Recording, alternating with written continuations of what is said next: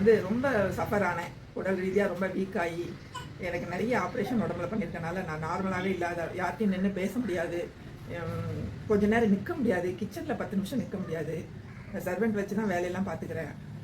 அப்படி இருக்கும்போது ஒருத்தங்க எனக்கு இதை 95 இன்ட்ரடியூஸ் பண்ணி கொஞ்ச நாள் குடித்தேன், நல்ல வித்தியாசம் தெரிஞ்சுது. அப்புறம் அப்படியே நான் அதை ஸ்டாப் பண்ணிட்டேன்.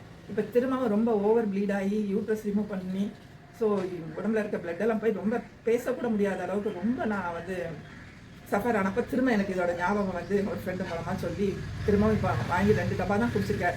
நான் பழையபடி நல்லாவே ரெக்கவர் ஆகிட்டு வரேன். திரும்ப நான் நார்மலாக இப்போ நடக்கிறேன். என் வீட்டு முத்தத்தை கூட என்னால் இப்போ பெருக்க முடியுது. நான் ஒன்றுமே செய்ய மாட்டேன், வெளியே வரமாட்டேன். ஏன்னா கொஞ்ச நேரம் நின்னா அப்படியே கண்ணெல்லாம் சுற்றும், அப்படியே கை கால் சோர்வாகும். டபக்குன்னு எப்போ பாருங்கள் பிள்ளையார் மாதிரி உட்காந்துக்கிட்டே தான் இருப்பேன்.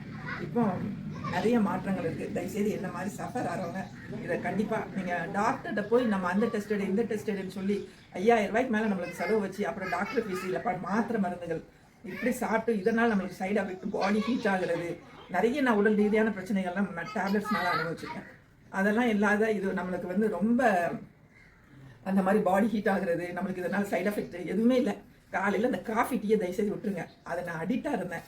இப்போ காஃபி டீயை விட்டுட்டு காலையில் எழுந்திரிச்சு நான் நல்லா ஹாட் வாட்டரில் காஃபி குடிக்கிற மாதிரியே நினச்சிக்கிட்டு நல்ல ஹாட் வாட்டரில் இந்த 95 நான் கலக்கி குடிக்கிறேன். தினம் ரெகுலராக என்னோட ரொட்டீன் லைஃப்பில் இது ஒரு ரெகுலர் மார்னிங் எனக்கு நல்லாவே பூஸ்டப்பாக இருக்குது. இப்போ நான் என் மகன்கிட்ட சென்னைக்கு வாரேன் அப்படின்னு நானே சொல்கிற அளவுக்கு ரெக்கவர் ஆகிட்டேன்.